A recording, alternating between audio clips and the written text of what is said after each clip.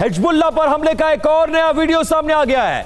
Lebanon में Hezbollah के ठिकानों पर हमला किया गया है। मध्य और दक्षिणी लेबनान में आईडीएफ ने हमला बोला। यह देखिए, एक और जंग का मोर्चा, प्रॉक्सीज को अटैक किया जा रहा है। मैसेजिंग बेशक देखिए, हमला जो है वो लेबनान में हो रहा है, लेकिन असर इसका ईरान में होगा। जैसे इजराइल में हमला होता है, इसका असर अमेरिका में होता है। ठीक उसी तर्ज पर लेबनान को निशाना और मैसेजिंग ईरान को। और ये देखिए कैसे हमला किया जा रहा है। ये रिहायशी इलाके हैं। लेबनान के कमांडर्स को चुन चुन कर मारा जा रहा है। कई टॉप कमांडर्स खत्म हो चुके हैं।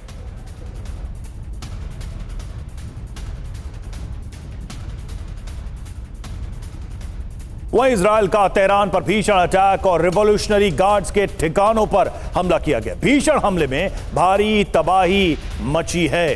तो आईआरजीसी के ठिकानों को टारगेट किया गया और वहां पर जबरदस्त बमबारी की गई है। तस्वीरें आप देखिए कैसे आसमान में ऊंचाई तक धुआं उठता दिखाई दे रहा है उन स्पॉट से जहां पर यह हमला किया। और एक और बड़ी खबर, अमेरिका को ईरान के सुप्रीम लीडर ने धमकी दे दी है। हर मौत का बदला लेंगे। मुज्तबा खामनेई के हवाले से यह बहुत बड़ी खबर। हॉर्मुज़ स्टेट बंद रहेगा। सीधी धमकी, यूएस बेस पर हमारे हमले जारी रहेंगे। मुज्तबा खामनेई ने सुप्रीम लीडर ईरान के, उनकी तरफ से धमकी। मिडिल ईस्ट में हर जगह हमले करेंगे। यह देखिए, टर्न हो गया, यू टर्न है। एक तरफ मिडिल ईस्ट के पड़ोसियों पर हमले को लेकर माफी मांगी गई थी और अब यह कहा जा रहा है कि हर देश पर हमला करेंगे जो अमेरिका के साथ खड़ा है।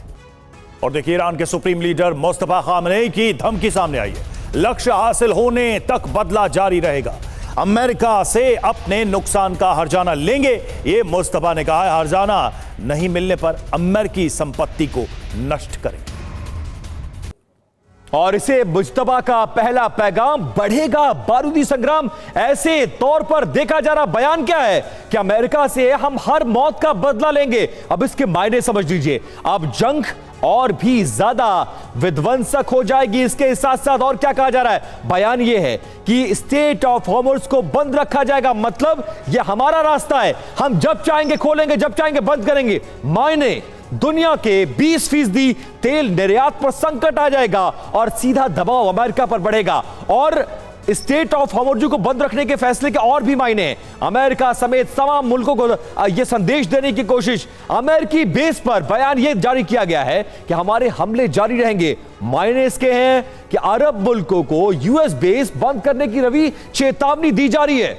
ये दबाव बढ़ाने का प्रयास। और देखिए, इसका मतलब यह हुआ कि अमेरिकी बेस खुले रहे तो हमले तेज होंगे। सीधा सा मतलब है, अमेरिका वहां रहेगा तो हम हिट करेंगे। बयान यह है कि खामनेई के मौत का बदला लेने तक ये युद्ध जारी रहेगा। अर्थ यह है इसका कि जंग को लंबा चलाने के लिए ईरान पूरी तरह से तैयार है। यह जंग चाहे कितने दिन भी चले। बयान यह कि दुश्मन से नुकसान की भरपाई करेंगे और इसका मतलब यह कि यूएस इजराइल मुआवजा दे या उनके ठिकानों को हम नष्ट करेंगे। यह सीधा सीधा इसका अर्थ है। कुलकर्णी सर, एक चीज मैं समझना चाहूंगा। लेट्स सपोज हम एक हाइपोथेटिकल सिचुएशन पे आते हैं, जैसा कि दिख भी रहा है कि ये वॉर कंटिन्यू करता है, तो ये जो गल्फ कंट्रीज हैं, ये कितने दिन अपने आप को जंग से बचा कर रखेंगे? मतलब बकरे की अम्मा कितने दिन तक खैर मनाएगी? कितने दिन तक ये सिर्फ डिफेंसिव रहेंगे और कहेंगे कि हम इस वॉर का पार्ट नहीं है? देखिएगा रवि, जिस प्रकार से अगर हम दो इस पे देखें, एक तो ईरान का 7 देशों के साथ बॉर्डर है और 2 मेजर वाटर बॉडीज़ हैं, कैस्पियन सी है, दूसरा पर्शियन गल्फ है।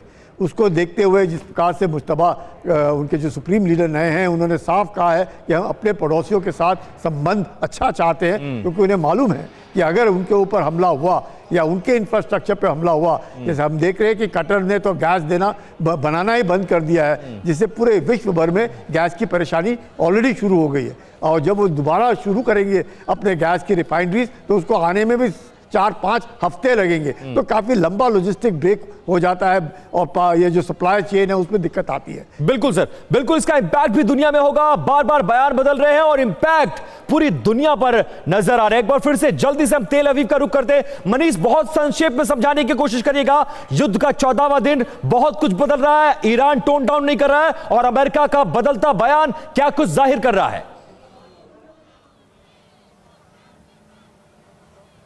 बिल्कुल, देखिए 2 हफ्ते बाद मुझे लग रहा है कि वो अमेरिकी समाज जो हमेशा नफा नुकसान पे चलता है, वो इस बात का भी खर्च जोड़ रहा है कि इस वक्त मिडिल ईस्ट में उसके करीब 50,000 सैनिक हैं। इसके अलावा 3-3 एयरक्राफ्ट कैरियर हैं, इतने सारे फाइटर जेट्स और तमाम डिफेंस एसेट्स हैं। तो इनका बजट बहुत बड़ा बजट है। तो ऐसे में प्रेसिडेंट ट्रंप को इस बात की चिंता भी होगी। अमेरिकी बजट मनीष गड़बड़ा गया है ईरान से युद्ध मोल लेने के बाद। यही वजह है कि अब नफा नुकसान का आकलन किया जा रहा है और दुनिया भर में इसका इंपैक्ट भी नजर आ रहा है।